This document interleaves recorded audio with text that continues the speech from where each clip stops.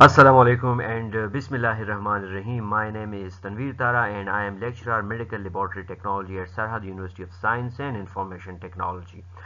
Haematology series को start किया हुआ था हमने और हेमेटोलॉजी सीरीज़ जो कि फोर्थ सेमेस्टर का कोर्स है उसी को हम साथ लेके चल रहे हैं और उसमें हमने बड़ी बेसिक चीज़ें पढ़ी हुई थी, जिसमें से एक टॉपिक था हेमेटोपोइसिस और फिर उसी हेमेटोपोइसिस को आगे हम प्रोसीड करते रहे जिसमें से हमने WBC फॉर्मेशन, इसी तरह रेड ब्लड सेल फॉर्मेशन और आज जो हमारा टॉपिक है वो है प्लेटलेट फॉर्मेशन, जिसे जनरल टर्म्स के अंदर हम कहते हैं मेगाकैरोपोइसिस। इसका एक और नाम भी है जिसे हम कहते हैं थ्रोम्बोपोइसिस। प्लेटलेट फॉर्मेशन यानी मेगाकैरोपोइसिस या थ्रोम्बोपोइसिस, ये आज का टॉपिक है और इसके डिफरेंट स्टेजेस है, वो आज हम पढ़ेंगे और उसके स्टेजेस कैसे होते हैं, क्या चेंजेस आती है इनके दरमियान और आगे ये जिस तरह एरिथ्रोपोइसिस था उससे डिफरेंट है या नहीं उसी की तरह है। और प्लेटलेट को अगर लिया जाए तो प्लेटलेट बड़ा एक इम्पॉर्टेंट रोल है इसका बॉडी के अंदर, और स्पेशली प्लेटलेट एग्रीगेशन यानी प्लेटलेट जब एग्रीगेट बनाते हैं, प्राइमरी प्लग जब बनता है तो उस वक्त इसकी इंपॉर्टेंट बड़ी ज़्यादा होती है। और नॉर्मली प्लेटलेट काउंट्स जो है वो 1,50,000 से 4,50,000 पर माइक्रोलीटर तक रहते हैं। सो चलते हैं हम बाकायदा मेगाकैरोपोइसिस की तरफ। ओके, मेगाकैरोपोइसिस की डेफिनीशन की तरफ अगर देखा जाए तो ये डेफिनीशन भी सेम उसी तरह है जिस तरह हमने एरिथ्रोपोइसिस और लीकोपोइसिस को डिफाइन किया हुआ था। So it is also the proliferation and differentiation and its maturation. So यहाँ पे ये है कि ये प्रोलिफरेट भी होता है, उसी तरह डिफरेंशिएट भी होता है और मैच्योर भी होता है। तो मेगाकैरोसाइट यानी एक सेल है, खुद एक बहुत बड़ा सेल है, लेकिन ये कहाँ से आता है तो ये भी कॉलोनी फॉर्मिंग यूनिट से आता है जो कि ग्रेनुलोसाइट, इओसिनोफिलिक, मोनोसिटिक और मेगाकैरोसाइटिक लीनेज का था। तो वहां से ये होके आता है और फिर ये स्पेसिफिकली कॉलोनी फॉर्मिंग यूनिट मेगाकैरोसाइटिक में चेंज हो जाता है और फिर मेगाकैरोब्लास्ट, और फिर वही मेगाकैरोब्लास्ट जो है वो नेक्स्ट फर्दर हो गए प्रो मेगाकैरोसाइट और फिर ये मेगाकैरोसाइट के अंदर चेंज हो जाता है। ये मेगाकैरोसाइट्स जो है ये फर्दर हमारे पास जो है वो प्लेटलेट्स पैदा करते हैं या इनसे शेयरिंग होती है प्लेटलेट्स की।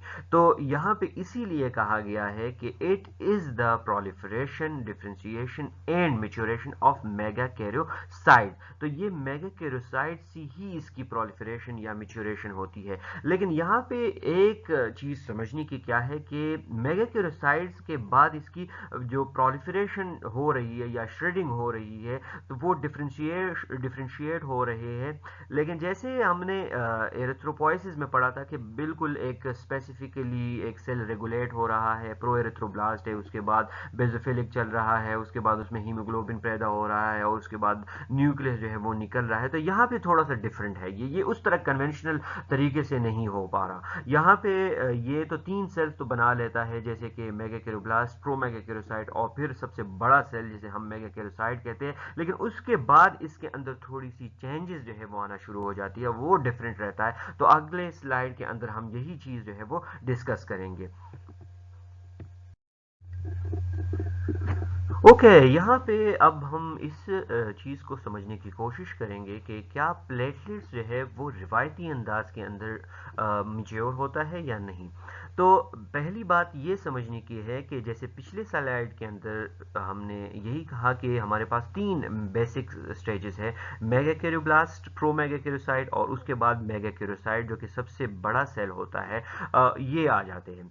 फिर उसके बाद जो प्लेटलेट्स है तो ये हमारे पास बेसिकली साइटोप्लाज्मिक शेडिंग है और ये मेगाकैरोसाइट के साइटोप्लाज्म की शेडिंग होती है। ये साइटोप्लाज्म बहुत बड़ा हो जाता है और फिर उसकी शेडिंग होना शुरू हो जाती है प्रोप्लेटलेट्स में, और फिर यही प्रोप्लेटलेट्स जो है वो डिवाइड हो जाते हैं या डिफ्रेंशिएट हो जाते हैं एक एक प्लेटलेट के दरमियान, और फिर वही प्लेटलेट जो है वो सर्कुलेशन के अंदर चले जाते हैं। तो प्लेटलेट्स जो है ये बेसिकली शेडिंग है साइटोप्लाज्म की, और किस साइटोप्लाज्म की? मेगाकैरोसाइटिक साइटोप्लाज्म की। यही वजह है कि प्लेटलेट्स को ट्रू सेल्स भी नहीं कहा जाता, ये इसको सेल्स में काउंट किया जाता है लेकिन अगर वाइवा में या अगर एग्जाम में कोई क्वेश्चन पूछ लेता है तो ट्रिकी क्वेश्चन होता है कि प्लेटलेट्स आर नॉट सेल्स, जिस तरह बाकी सेल होते हैं तो उस तरह सेल ये नहीं है, ये फ्रेगमेंट्स है बेसिकली मेगाकैरोसाइट्स के।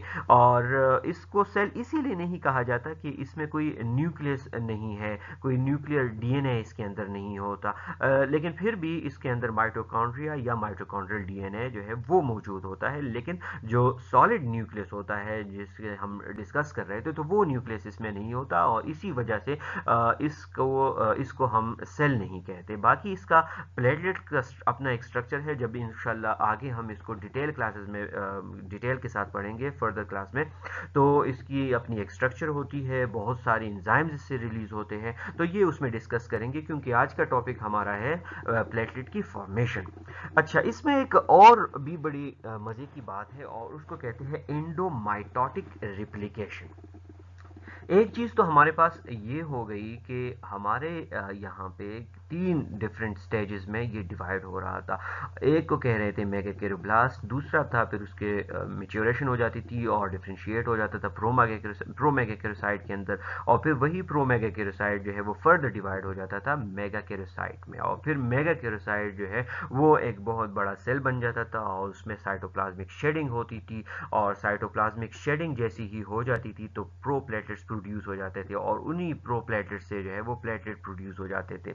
अच्छा, इसीलिए इसको सेल नहीं कहा गया। और फिर उसके बाद एक और चीज है जिसको हम कहते हैं एंडोमाइटोटिक रिप्लिकेशन।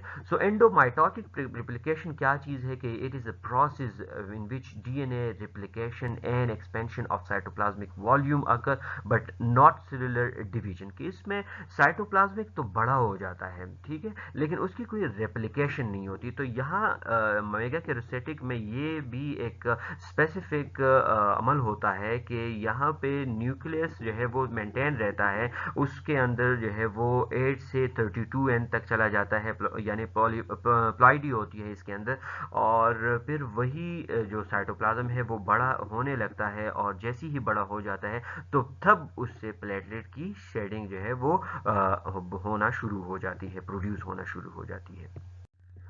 कुछ फैक्टर्स होते हैं जो स्टेम सेल को प्रमोट करते हैं या उसके ऊपर एक्ट कर लेते हैं या उसको रेगुलेट कर लेते हैं, या डिफरेंट हार्मोन्स जो है वो उसको कंट्रोल कर लेते हैं, और अगर वो फैक्टर्स इसके ऊपर अप्लाई हो जाए तो फर्दर हमारे पास मेगाकैरोब्लास्ट बनेगा या एरिथ्रोब्लास्ट बनेगा। जैसे कि एक मिसाल में दे यहाँ पे एग्जांपल दे देता हूँ कि एरिथ्रोपोइसिस जब हो रहा था तो इस स्टेज के ऊपर एरिथ्रोपोइटीन जो है वो उसके ऊपर एक्ट करके आगे एरिथ्रोब्लास्ट बना रहा था। यहाँ पे थोड़ा सा डिफरेंट होगा, और डिफरेंट क्यों होगा, क्योंकि जो प्लेटलेट्स बनेंगे तो इसके सर्टन अपने स्पेसिफिक फैक्टर्स होंगे, तो यहाँ पे थ्रोम्बोपोइटीन जो है वो एक्ट कर रहा होता है, और इसीलिए हमारे पास मेगाकैरोब्लास्ट जो है वो बन रहा होता है आगे। अब मेगाकैरोब्लास्ट, प्रोमेगाकैरोसाइट और मेगाकैरोसाइट, ये तीन बड़े अहम स्टेज हैं, और ये तीन स्टेजेस में से सबसे इंपॉर्टेंट स्टेज जो है वो मेगाकैरोसाइट का है, क्योंकि शेडिंग यहाँ से होती है, एंडोमाइटोटिक डिवीजन यहाँ से होती है, और फिर प्रोप्लेटलेट भी यहाँ से ही प्रोड्यूस होते हैं। लेकिन कुछ बुक्स जो है वो इस डेवलपमेंट पाथवे को इन तीन से जो है वो थोड़ा सा ज़्यादा कर लेते हैं। वो कहते हैं कि नहीं, हमारे पास मेगाकैरोब्लास्ट जो है इसको हम दो में डिवाइड कर लेते हैं, अर्ली और लेट में। जैसे कि यहाँ पे आप देख रहे हैं कि पहले अर्ली है फिर लेट है, इसके साथ प्रो मेगाकैरोसाइट है, और फिर इमेच्योर और मैच्योर, और फिर ओल्ड मेगाकैरोसाइट को जो है इन्होंने डिवाइड किया हुआ है। तो उन्होंने इसके बीच जो है वो डिफरेंट जो स्टेजेस है वो बनाए हैं, लेकिन जितने हमारे पास नए बुक्स आ रहे हैं तो उसमें आपको तीन स्टेजेस जो है वो नए मिलेंगे। जैसे कि ये स्टेजेस प्रिंसिपल्स ऑफ हेमेटोलॉजी से ली गई है, तो आप वहाँ पे ये जाके देख सकते हैं बाकायदा। और इन स्टेजेस में बेसिकली जो फ़र्क है मॉर्फोलॉजिकल पॉइंट ऑफ व्यू से, तो वो यही है, बहुत थोड़ा फ़र्क है बेसिकली, कि इसमें 10 टू 24 माइक्रोन इसकी साइज़ रहती है, इसके अंदर न्यूक्लियोलाई जो है वो प्रेजेंट रहते हैं, और साइटोप्लाज्म जो है वो बेजोफिलिक होता है, लेकिन उसके अंदर जो है वो कोई ग्रेन्यूल जो है वो यहाँ पे नहीं होते। सेम स्टेज जो है वो लेट मेगाकैरोब्लास्ट का भी होता है, और उसके अंदर भी कोई ग्रेन्यूल जो है वो नहीं नहीं होते। साइज इसका ज़्यादा हो जाता है, 15 से 30 माइक्रोन तक जो है इसकी साइज जो है वो चली जाती है, और इसमें भी हमारे पास 2 to 4 न्यूक्लियाई जो है वो प्रेजेंट रहते हैं। जो अर्ली मेगाकैरियोब्लास्ट होता है, तो अर्ली उसको इस वजह से कहते हैं क्योंकि हमारे पास जो एरिथ्रोब्लास्ट होते हैं या जो हमारे पास माइलोब्लास्ट है, तो उनको डिफ्रेंशिएट करना ज़रा मुश्किल हो जाता है उस स्टेज के ऊपर, तो इसीलिए उसको अर्ली कहा गया है। और फिर फर्दर जो है वो उसमें इसमें भी थोड़ी सी चेंजेस आ चुकी होती है, और इसको लेट मेगाकैरियोब्लास्ट कहते हैं। इसके बाद जो प्रो मेगाकैरियोसाइट है, तो साइज यहाँ पे बढ़ रहा है, और साइज यहाँ पे जाके तकरीबन 40 माइक्रोन तक पहुंच जाता है, 20 टू 40 माइक्रोन तक जो है ये साइज पहुंच जाता है।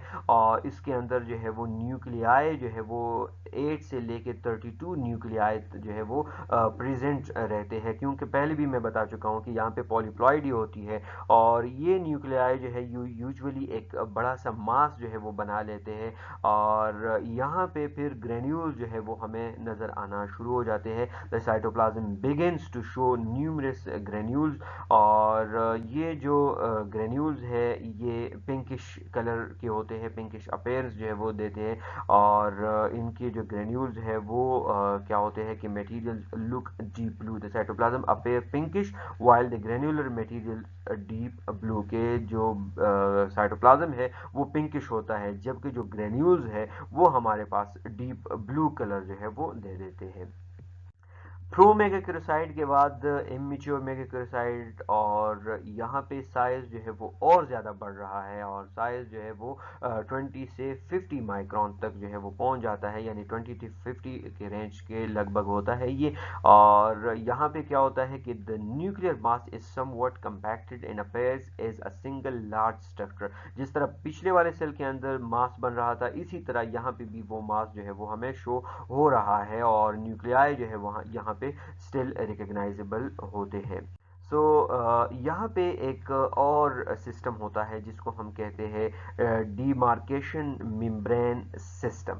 जैसे पहले मैंने बताया कि हमारे पास साइटोप्लाज्म जो है वो बढ़ रहा होता है, और साइटोप्लाज्म में जैसे बढ़ जाता है तो वहाँ से प्लेटलेट्स की शेडिंग हो जाती है। लेकिन ये शेडिंग किस तरह होती है, तो वहाँ पे एक सिस्टम अपेयर होना शुरू हो जाता है, एक सिस्टम, और उस सिस्टम को कहते हैं डीमार्केशन मेम्ब्रेन सिस्टम। कि cytoplasm develops a cytoplasmic membrane system known as demarcation membrane system, and DMS यानी demarcation membrane system, the small area of megakaryocytic cytoplasm become separated from the remaining cytoplasm। कि जहाँ से shading हो रही है तो cytoplasm वहाँ से क्या कर लेता है, वो एरिया कवर कर लेता है, और जब वो एरिया कवर हो जाता है तो वहाँ से वो शेड हो जाता है। इसी तरह वो जो शेडिंग की बात हम कर रहे थे कि शेडिंग किस तरह होती है, तो shedding basically demarcation membrane system के जरिए होती है, और फिर जो हर एक सेपरेटेड पार्ट है या जो एरिया सेपरेट हुआ है उसको हम कहते हैं प्रोप्लेटलेट्स या प्लेटलेट कहा जाता है। तो ये एक बड़ा एक इम्पॉर्टेंट सिस्टम है, और एग्जामिनेशन पॉइंट ऑफ व्यू से या वाइवा में भी ये पूछा जाता है कि डिमार्केशन मेम्ब्रेन सिस्टम क्या चीज़ है। तो बेसिकली ये सिस्टम यही है कि प्लेटलेट्स जहाँ बन रहा होता है तो वहाँ पे साइटोप्लाज्मिक एक एरिया बना लेता है, और वो एरिया जो है वो फिर शेड हो जाता है, और उस शेडिंग को फिर हम कहते हैं कि ये प्लेटलेट है वो आगे प्रोड्यूस करेगा। नेक्स्ट हमारे पास है मिच्योर मेगाकैरियोसाइट, और नाम से भी जाहिर हो रहा है कि यहाँ पे अब मेगाकैरियोसाइट जो है वो मिच्योर हो रहा है। हमने पहले भी कहा कि साइटोप्लाज्म जो है वो रिलीज कर लेता है through demarcation membrane system. So in this stage platelets are released from megakaryocytic cytoplasm. Okay, the mechanism of platelet shedding is not understood. ये अभी तक मालूम नहीं है कि क्यों होता है। होता इस तरीके से है, डिमार्केशन मेम्ब्रेन सिस्टम से होता है, लेकिन क्यों होता है, उस पर कौन से फैक्टर्स अप्लाई होते हैं, ये अभी तक मालूम नहीं है, और इन द फ्यूचर वो मालूम हो जाएगा क्योंकि डिफरेंट आर्टिकल्स इस पे अभी आ रहे हैं। So the mechanism of platelet shedding is not understood, but the platelets may be shed in large groups called proplatelets. यहाँ पे जितनी शेडिंग होती है वो प्रोप्लेटेट्स की तरह हो जाती है, यानी प्रोप्लेटेट्स उस प्लेटेट से पहले वाला सेल आ गया। So the proplatelets mass is further subdivided into individual platelet, और फिर ये प्रोप्लेटेट्स जो है वो इंडिविजुअल प्लेटेट्स में आगे जाके जो है वो सब डिवाइडेड हो जाता है और फिर ये सर्कुलेशन के अंदर चला जाता है। सो एक लास्ट स्टेज जिसको हम कहते हैं old megakaryocyte, this is the final stage of megakaryopoiesis, and this phase when the cytoplasm has been removed in the form of platelet, basically nothing remains except a bare nuclear mass. अब मामला जो पूरा था, जो cycle चल रहा था, वो चल रहा था साइटोप्लाज्म के साथ, और साइटोप्लाज्म जो है वो शेड भी हो गया, उसने डिमार्केशन मेम्ब्रेन सिस्टम भी बना लिया, उसने प्रोप्लेटेट्स भी बना लिए, और प्रोप्लेटेट्स जो है वो इंडिविजुअल प्लेटलेट्स में भी आगे जाके जो है वो सब डिवाइडेड हो गए। अब रहता कौन है? तो यहाँ पे रहता अब जो है वो न्यूक्लियस है, और वो बेयर न्यूक्लियर मास है। तो उस बेयर न्यूक्लियर मास को जो है वो फिर रिमूव कर लेता है वो मैक्रोफेज जो कि बॉडी के अंदर होते हैं, वो उसको जो है वो दोबारा यूटिलाइज कर लेता है, उसको फर्दर जो है वो खा लेता है या उसको एनगल्फ कर लेता है, और उस स्टेज को, या जो हमारे पास बेयर न्यूक्लियर साइटोप्लाज्मिक स्टेज है, उसको हम कहते हैं कि ये ओल्ड मेगा कैरोसाइट है। तो इसीलिए इसको एक स्टेज का नाम दिया गया है, और जनरली ये स्टेज हमें कोई नज़र नहीं आता मॉर्फोलॉजिकली कि हम इसको मॉर्फोलॉजिकली देख सकते हैं, लेकिन कभी कभी हमें ये जो न्यूक्लियस है, बेयर न्यूक्लियस है, ये नज़र आ जाता है। अच्छा, अब अगर हम इसको रिवाइज कर ले और एक रिव्यू ले ले, तो हमें ये पता चलता है कि हमारे पास जो हेमेटोपोइटिक स्टेम सेल है उसके ऊपर सर्टेन फैक्टर्स यानी कि थ्रोम्बोपोइटीन एक्ट करेगा, तो इसको मेगाकैरियोसाइटिक लीनेज के अंदर जो है वो धकेल देगा या उसको प्रोड्यूस कर लेगा, और फिर ये मेगाकैरियोब्लास्ट जो है ये आगे मेगाकैरियोसाइट के अंदर, और फिर मेगाकैरियोसाइट जो है उसकी शेडिंग हो जाती है। लेकिन यहाँ पे हमने तकरीबन स्टेजेस जो थे वो डबल पढ़ लिए, क्योंकि हमने कहा कि मेगाकैरियोब्लास्ट जो है वो भी दो में डिवाइड होता है, एक को कहते हैं अर्ली और दूसरे को कहते हैं लेट, और फिर मेगाकैरियोसाइट जो है इमेच्योर मेगाकैरियोसाइट, और फिर मैच्योर मेगाकैरियोसाइट जो है वो क्या होता है, उस पर जो काफ़ी डिटेल के साथ जो है वो हमारी बात हुई। और फिर उसके बाद इंडोमाइटोसिस क्या होती है, और यहाँ पे डिमार्केशन मेम्ब्रेन सिस्टम क्या होता है, प्रोप्लेटलेट्स जो है वो कैसे प्रोड्यूस होते हैं थ्रू डीएमएस, और फिर इंडिविजुअल प्लेटलेट्स जो है वो ब्लड स्ट्रीम के अंदर जो है वो चली जाती है। तो ये मेगाकैरियोपोइसिस थी जो कि हमारे पास डिफरेंट है एरिथ्रोपोइसिस और ल्यूकोपोइसिस से, लेकिन यहाँ पे कुछ बातें जो है वो समझने की है, क्योंकि बाकी इसकी जो मॉर्फोलॉजिकल पॉइंट्स है वो तकरीबन सेम है कि इसके अंदर न्यूक्लियाई होता है, इसके अंदर पॉलीप्लॉइडी होती है, इसके अंदर न्यूक्लियस होता है,